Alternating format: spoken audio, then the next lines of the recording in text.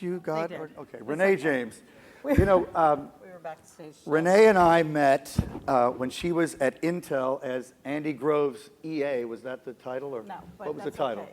It was like well, it was like chief of staff. Chief even of staff. But you were technical. like, that was the thing they did at Intel, where they They did it they at picked IBM. very promising people They did. and they glued them to the CEO. They did. And it was a download for a year or more. Or 5, however long they kept you. How long were you It there? was supposed to be for 2, but then Andy said I wasn't done yet, so I stayed until for 4.5 years. Well, you know, But I was the youngest person who had ever had that role, and so, and the idea was everyone who had that role prior, you know, it was a succession role to become, you know, the inevitable CEO. In my case, the president. Well, yeah, you became president of Intel, I so did. hey, it worked. And I mean, Yeah. Renee is a hero of the American semiconductor industry. She really I don't know is. about And so she had this long career at Intel, but now she is running a company called Ampere Computing, which is basically competing head to head with Intel. Or not? No? Is Well, that not I mean, right the way yeah, to say it? what we build is high-performance microprocessors for the cloud, server parts, which now looks super popular, so I'm feeling directionally correct.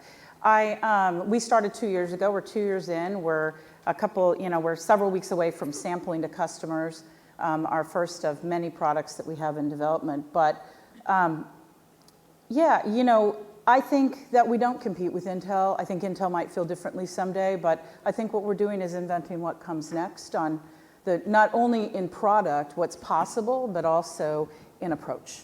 Because I do think that, you know, the semiconductor industry has become just a hurdle, you know, prohibitive for people to get into it. And there's a lot of people doing interesting accelerators and AI chips and this and that, but microprocessors, the foundation of so many of the things we've been discussing over the course of the 2 days, right? Super important, including the weather. Everything. Everything, right? That is a business that, you know, there are 2 companies predominated in, you know, 50-year-old companies, and I think there's room for what comes next. Wow.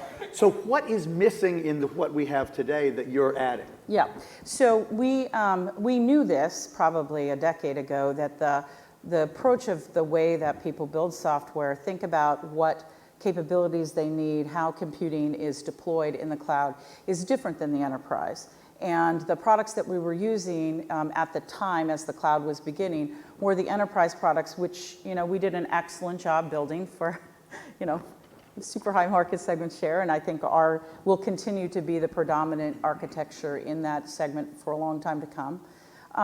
And we wanted to do something that was different, that was more power efficient, that allowed for the software to scale more efficiently, get higher densities, all these sorts of technical things that people love to talk about in the data center.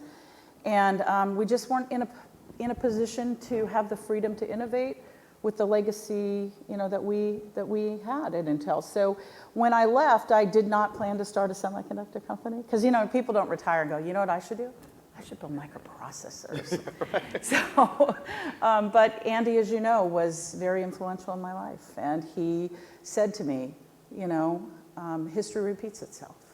And when Bob did not become the CEO of Fairchild, he said, you know, Bob Noyce, yeah. Bob Noyce. He didn't just sit around. He went and built what came next. I taught you everything. Build what comes next. And you know, he was persistent on that point up until his passing. And I was lucky. I mean, Chip's my superhero now, because I went and I got a really wonderful team of people out of retirement. And we started Ampere. Intel veterans, mostly, if not all. Yeah. And so you have a team that's got a lot of elders and a lot of young people too, right? Yeah, we're 600 people, and the predominance of the company is under the age of 35. And we have some elders. They call us wise, so when Chip was talking, I was thinking, oh, we're on that program. Yeah, but what we did was, I'll give you an example. Compilation for high-performance computing is, you know, very specific, and Intel had its own compiler, which was world-class. The man who ran it for me for years at Intel had retired. I got him out of retirement by using Jeff's product. I found him on LinkedIn. And I got him out of retirement, and he runs a team of 25 people who are all under 30, right? And teaching, and, you know, so part of the teaching of the next generation of how to do this is part of what we're excited about. And the approach, I mean, you know, we were 200 to 400 people while we were designing this part. We did it in 2 years, and it'll be pinnacle of performance. It's pretty exciting. And the reason you can do that is because you're starting totally greenfield. Is We're that starting right? greenfield, and we have a different philosophical approach, which is don't reinvent that which other people, there's a lot more off-the-shelf IPs now, and only focus on inventing the things that are value add. And, and there's a lot of value in very unique portions of the chip, and do that. So we're excited. We're sampling soon to customers, and measured in weeks, and it's a big deal. But I know it's been a challenge to build a hardware company in Silicon Valley. I mean, know. Semiconductors, it's not what most VCs want to fund. Talk about what you've encountered in that respect. Every single one of them told me no. They were super nice, though. We had a lot of good meetings and lunches, and everyone took the meeting. They were very respectful to me, and I said, Renee, we know that if anyone's going to do it, you could probably get the team together, but yeah, we just don't do that. And plus, the order of magnitude of capital required is measured in hundreds of millions, not tens. Yeah, but they got it for Uber and WeWork. What the heck, right? I know. Well, I mean, in some ways, honestly, that's an interesting point. I mean, I think that semiconductors are viewed, AI chips are not viewed this way, but I would suppose a microprocessor that's going to go into the segment that Intel's in is viewed as, pretty risky. And, people just aren't that excited. But I'm really, really very happy to say that private equity firms have been. And, the Carlyle Group was uniquely risk-taking in being the lead investor for us. We've had other investors, and we were able to raise the capital to be well-financed. It's not a cheap business. But Well, if you have 600 employees, it's not a cheap business. Yeah. if you came to see us, though, you'd think it was a software company. And we have a lot of snacks, because snacks are important to my current population of employees. And we have Snackgate. Our first employee matter was Snackgate, because there was some snack stealing going on. But one of the things we've heard a lot about here. You That's think I'm good. kidding, but One of the things we've heard a lot about here is the edge, and the kind of Yeah. the edge being sort of the next era, right? Yeah. And 5G has come up a lot. It's a big change. It's really starting to accelerate. Is the proliferation of computing at the edge, all that massive amount of data that's going to be created as we essentially are instrumenting the world all around us, is that part of why we need a new architecture? well, I think it's the opportunity for one that's more power efficient, that can live in a more constrained environment, that can be deployed more simplistically. Certainly, that's part of the opportunity, and it's certainly part of the growth. This is the highest growth segment of computing today, what is largely called the cloud server segment, but the IoT edge servers are kind of falling into that. And by way of extension, even though there's a lot of exciting accelerating network chips we've heard about a lot of AI accelerator chips, what we haven't heard about is fundamental innovation in the microprocessor. We have some fantastic microprocessors on the market today from AMD.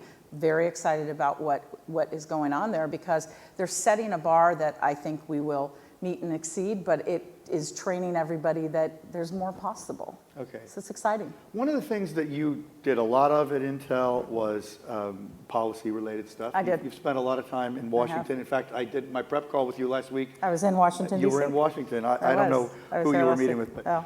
but it was good people, I suspect. So, but you also seem frustrated with the American government's understanding, attitude toward tech competition, and particularly vis-a-vis China.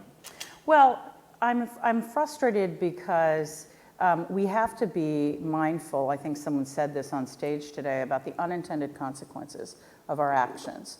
And having spent the large part of my career, the greater part of almost 30 years, building what is a national asset in semiconductors, I don't like it being held hostage in the sense that it forces other people to have to maybe decide to up their game and get into it, and at the same time maybe curtail the ability for small companies, not just like my own. I mean, there was one announced last week, to be able to create intellectual property in the US, which is super important to our competitiveness. I mean, and as much as semiconductors are boring to most people, I mean, I happen to love them, but they're kind of the underpinning of all of this Kind other, of. No, they pretty much absolutely everything, are. all Without of them, these we're other dead. Yeah. fabulous things that we dream of, Right, but also China, it's their number one priority is to eliminate the gap in microprocessors. It's the one thing they don't even come close to having now. So what does that mean? It means that there will be a relentless pursuit. Oh, well, there has been one. It's been in every 5-year plan for as long as I've been in the business. But I think it means that we need to continue to innovate, and we need to continue to invest, and we need to understand how strategically important it is. And it's not just the design of semiconductors. It's the fabrication. I mean, one of the great assets of Intel Corporation is the integration between manufacturing and design. I mean, this is a strategic asset you can't, you just can't compare to. So I think the big thing is it's the number one import besides food, right? Right behind, I guess it's 2 behind food. And You mean for China? For China. Yeah. It's a huge domestic market for consumption. So any one of us that wants to be successful needs to be able to be successful in China. Right. So it goes both ways. I mean, we want to be able to innovate and out-innovate and continue to have a nice strategic lead, but we also want to be able to sell our products there. What do you think the chances are that they could do what you're doing? In some time horizon, I'm sure that it will be possible. I actually don't know when. As I said, the magic in semiconductors is in the knowledge and the art of how they're put together. Right.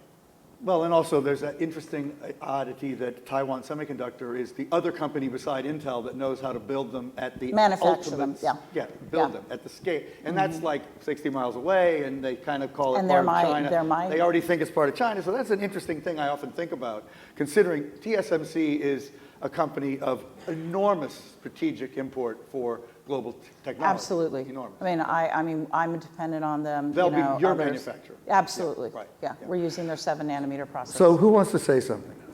Okay, right there. Okay, that was so fast. Oh, I wish Ken, we okay. could see you. Ken We can see Washington. you a little bit, yeah. Hi, Ken Washington Ford. First of all, congratulations on taking such a bold move. I really think that's amazing. Thanks. So I guess I'd like to ask for your thoughts on, the approach that one might use for doing really hard problems like self-driving cars. As you know, all of the automakers are, off on the journey of building self-driving cars, and we really believe that, it's going to take a different type of silicon to really do this at scale. I mean, I don't think anyone believes for a moment that at scale you're going to have supercomputers in the trunks of these cars. They're too hot, they're too expensive. They're too hot, they're too expensive, Yeah. and so on and so Yeah. forth, right? And they're too big. So, so custom silicon is almost certainly in our future. So in a future where you have custom silicon to do a lot of the difficult parts of the job, like object recognition and the neural network part of the solution, I'd like to ask you to comment on how are you thinking about the role of a totally redesigned general purpose multiprocessor when the really hard part of the job is going to be done by custom silicon anyway. Yeah. So I think that what I would say is I don't agree with the premise of that. Okay. The history of our industry is the economics don't play well to custom silicon. You never get economic scale. So you might go down the path, but at some point in the journey, you'll be like, oh my God, it takes 5 years, forget it. So what we decided, and we know that, and I actually do believe with your point of view about we need something different. So what we decided to build was an architecture and a product that allowed our customers to customize, which is something we could never do in our prior administration, our prior lives.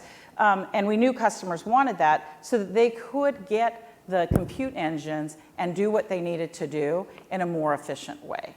Because the economy of scale will be against you, and really the innovation required to do the base part of the engine is, it's just not everyone, there's not enough people even barely for me to hire them all, let alone, you and your competitors. So what we're hoping is that not only are we bringing a faster pace of innovation and a unique product set, but it addresses what we think customers need for the kinds of applications, cloud, edge, self-driving cars, that are really different than the enterprise processors that we built before.